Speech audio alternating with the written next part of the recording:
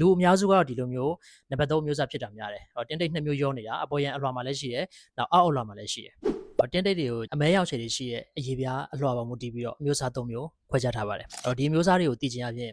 ကိုကဘယ်တင်းတိတ်အမျိုးအစားလဲဆိုတာသိထားမယ်ဆိုရင်ကိုယ့်ရဲ့တင်းတိတ်ကိုကုသရတာလွယ်မလားခက်မလား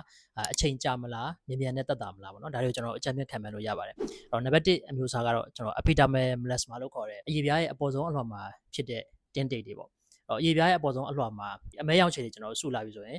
လိန်ဆေးတွေပြီးတော့ chemical peeling လိုမျိုးကုသမှုတွေပေါ့နောက်လေဆာကုသမှုတွေဒါတွေနဲ့ကျွန်တော်တို့တက်တာတယ်အများစုဆိုရင်လိန်ဆေးနဲ့တောင်တက်တာတယ်ဒါအပေါ်ရန်လွှာမှာရှိတဲ့တင်းတိတ်တွေပေါ့ကိုကအပေါ်ရန်လွှာမှာရှိတဲ့တင်းတိတ်ဆိုရင်ကုသတာမြန်တယ်ပြီးတော့တက်တာလည်းသူများထက်ပိုမြန်တယ်ပေါ့အဲ့တော့အပေါ်ရန်လွှာမှာရှိတဲ့တင်းတိတ်တွေကဘယ်လိုပုံစံမျိုးရှိလဲဆိုတော့ဒီအရေးပြားရဲ့အပေါ်ရန်အလွှာဖြစ်တဲ့အတွက်ကျွန်တော်တို့ရဲ့မျက်လုံးနဲ့အနီးကပ်ဆုံးနေရာမှာရှိတဲ့အတွက်အလွယ်မှတ်မယ်ဆိုရင်သူ့ရဲ့အကွက်တွေကိုထင်ထင်ရှားရှားမြင်ရတယ်အဲ့တော့တင်းတိတ်အကွက်ကြီးတွေကလုံးဝထင်ရှားပြီးတော့သူ့ရဲ့ဒီဘေးပေါင်တွေကိုကြည့်လိုက်လို့ရှင်လေဘေးပေါင်တွေကထင်ရှားတဲ့ margin ရှိရဆိုရင်ကျွန်တော်ကအပေါ်ရန်လွှာမှာရှိတဲ့တင်းတိတ်ဆိုပြီးတော့အကြမ်းမြင်သတ်မှတ်လို့ရတာပေါ့အဲ့တော့ကိုကအပေါ်ရန်လွှာမှာရှိတဲ့ဒီအရေးပြားပေါ်ရန်လွှာမှာဖြစ်နေတဲ့တင်းတိတ်မျိုးရှိတယ်ဆိုရင်ကုသတာပိုလွယ်တယ်ဒုတိယအမျိုးအစားကတော့ကျွန်တော်တို့ဒီ dermal melasma လို့ခေါ်တဲ့အရေးပြားရဲ့အောက်အလွှာမှာရှိတဲ့တင်းတိတ်တွေပေါ့အဲ့တော့အောက်အလွှာမှာရှိတဲ့တင်းတိတ်တွေကများသောအားဖြင့်တော့ဒီအပေါ်ရန်အလွှာမှာရှိတဲ့တင်းတိတ်အမဲရောင်ခြေတွေက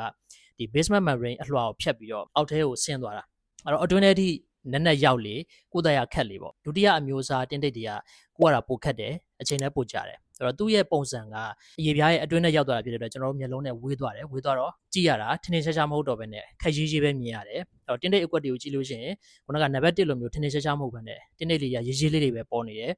သူ့ရဲ့ဒီဘေးဘောင် margin တွေကလည်းပဲထင်ထင်ရှားရှားမရှိဘဲနဲ့ဖြစ်နေတာဒါမျိုးဆိုရင်တော့ကျွန်တော်တို့ကဒုတိယအမျိုးအစားဒီ dermal melasma ဆိုပြီးတော့အကြမ်းမြင်သတ်မှတ်လို့ရတယ်ဒီလိုမျိုးစားတင်းတိတ်တွေကကျွန်တော်ကုရခတ်တယ်အပေါ်ရန်အလွှာကိုလိန်စေကုသမှုတွေနဲ့ response မရှိတာများတယ်ပေါ့တက်တာဖို့ခက်တာပေါ့နောက်နံပါတ်3မျိုးစားကတော့ကျွန်တော် mix type လို့ခေါ်တဲ့ဒီနံပါတ်1နဲ့2နဲ့2မျိုးရောနေတာပေါ့လူအများစုကတော့ဒီလိုမျိုးနံပါတ်3မျိုးစားဖြစ်တာများတယ်တင်းတိတ်2မျိုးရောနေတာအပေါ်ရန်အလွှာမှာလည်းရှိတယ်နောက်အောက်အလွှာမှာလည်းရှိတယ်ဒီလိုလူတွေကြတော့ကျွန်တော်တို့ဆေးကုပြီဆိုရင်ပထမဆုံးတော့တက်တာတယ်၄-၅ချိန်လောက်ရောက်လို့ရှိရင်ထပ်ပြီးမတက်တာတော့ပထမကျွန်တော်ဆေးကုတယ်ထိုးဆေးထိုးတာပဲဖြစ်ဖြစ်လေဆာပြစ်တာပဲဖြစ်ဖြစ်လင်းဆေးတောက်ဆေးလိန်းတာတောက်တာပဲဖြစ်ဖြစ်ပေါ့အဲ့တော့ကုသမှုစတဲ့ဒီပထမ3-4လလောက်မှာတိတိတတ်တာကြီးတက်တာလာတယ်အဲ့လိုတက်တာကအပေါ်ရန်လွှာမှာရှိတဲ့တင်းတိတ်တွေ9လ6လလောက်ရောက်လို့ရှိရင်ကုသမှုတွေဆက်လုံးနေပြီမဲ့တင်းတိတ်တွေကရော့လာတဲ့နှောင်းကနှေးလာတယ်တက်တာနှေးလာတယ်ဒါမျိုးကဘာကြောင့်လဲဆိုတော့ဒီအောက်ထဲမှာရှိတဲ့တင်းတိတ်တွေကကြံနေတာဖြစ်တဲ့အတွက်ကုသရတပြည့်ခက်လာတာပေါ့ဒီလိုချင်းတွေမျိုးဆိုကျွန်တော် mix style လို့အကြံမြင်ခံမှန်းလို့ရတာပေါ့အခုလောက်ဆိုရင်ကျွန်တော်တို့ဒီတင်းတိတ်အမျိုးအစား3ခုနဲ့ကိုမှဘယ်မျိုးစားဖြစ်နေတာလဲဆိုတာကိုဒါအကြမ်းမြင်ခံမှန်းလို့ရသွားပြီလို့ကျွန်တော်ထင်ပါတယ်ဒီနံပါတ်3အမျိုးစားတင်းတိတ်တွေကိုကျွန်တော်ကြည့်မယ်ဆိုရင်သူကနှစ်ခုရောနေတာဖြစ်တဲ့အတွက်ထင်ရှားတဲ့အကွက်တွေလည်းရှိသလိုတိတ်မထင်ရှားတဲ့